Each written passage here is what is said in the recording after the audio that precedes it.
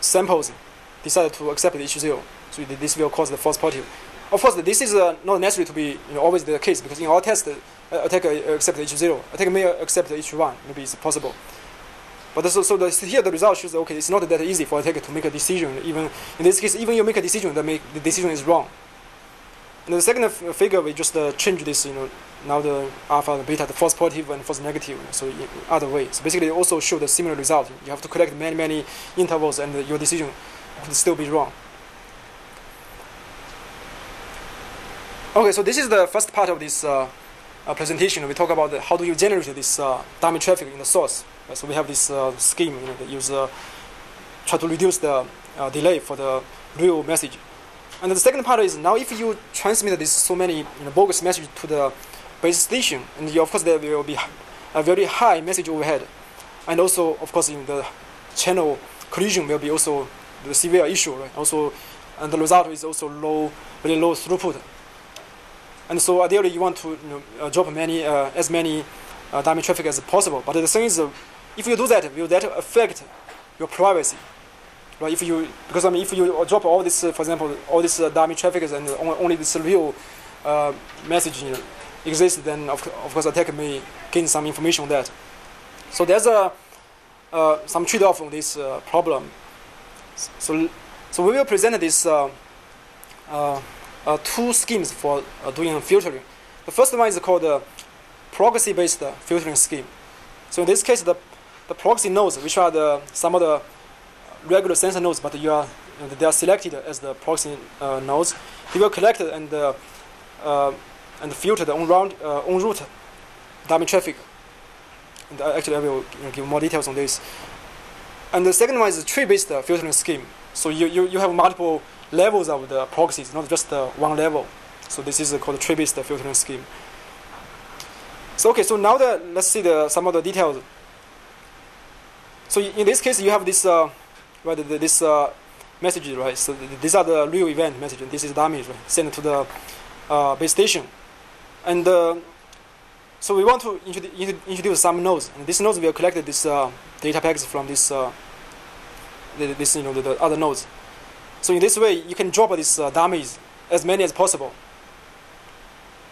So this is the high-level idea. But the question is, how many proxies are needed? And how to place these proxies to minimize the network traffic, right? Because their location matters, right? If you just put all these proxies here, right, all of them here, it does not really help, right? If you have two, if proxy number is very small, just one or two, maybe here or there, then it does not help much. If you have maybe many of them, maybe maybe 100 of them, so may not be that effective, because every proxy will only take care of a very small number of surrounding nodes, right? When you do the filtering or the dummy traffic, and then you can only reduce a very small number of them. Right? So these are the two kind of issues we should ask. And the third one is, so what is the operation of this proxy node? Right? So the proxy, how the proxy deals with the message, and how do you forward the message? Because you are not just receive the message from this surrounding these sensors, right? You also forward them to the base station. So there's some issues here we should address. Okay, so we formalize that to answer the first question. We formalize this as it's an optimal proxy placement algorithm. So you want to determine how many these proxies you should deploy, and where you should deploy them. So the overhead is for every. So in this formula here, our source is the traffic rate from this from this every sensor. And this is the second part is the minimum. So the distance is the distance from this from the source to the proxy, the nearest proxy. And once the proxy receives the traffic from the other nodes, you will also need to forward that to the base station, right? So this is the part is what is the traffic output rate from this proxy, and this is the number of hops from this proxy to the base station. So you want to minimize this overall cost, right? Because you have the first part to the proxy, and the second part is from proxy to the base station. So you want to minimize this value, and then we use we map this problem to this facility location problem. So it's kind of the similar issue, and which is an NP-hard problem. So then of course we need to come up with some heuristic. So our idea is the local search heuristic is kind of simple. So the basic idea is because you don't know how many proxy nodes you should deploy, right? So you just try the different numbers, and once you fix the number, for example here 40, right? Then you can randomly deploy them in the network. I mean, then you can do swapping, local swapping. See if you change the this one with another one, that will reduce this overhead more. So by doing that, you can reduce this. Find this for every k, which is the number of proxies. You always find this smallest overhead you can get, and then you change the key from 1 to the range. So in this example here, we show by running this algorithm, we can find out that this in this case it's you have about 17 proxies.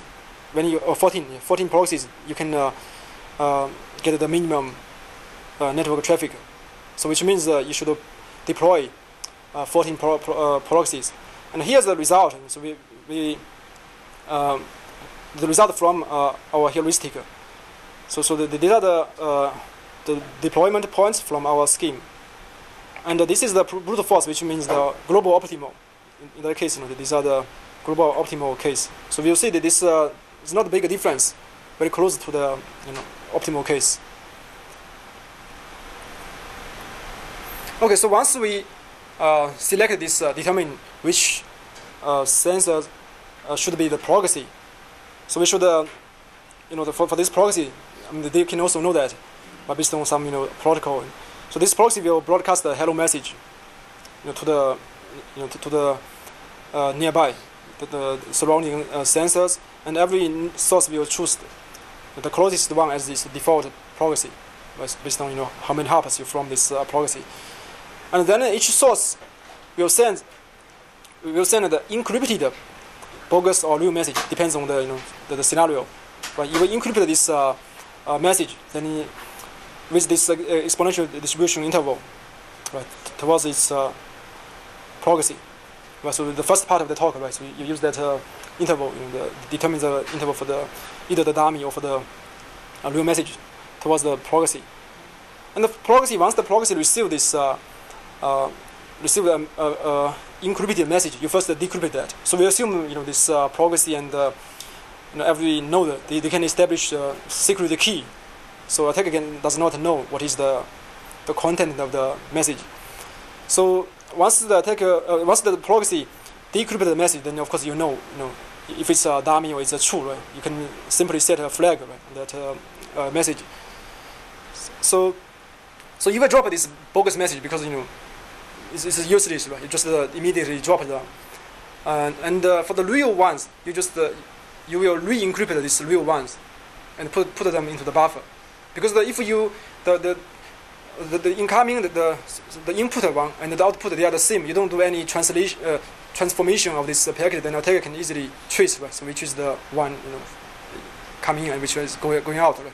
So you need to re-encrypt the message with another key which is shared between the proxy and the base station.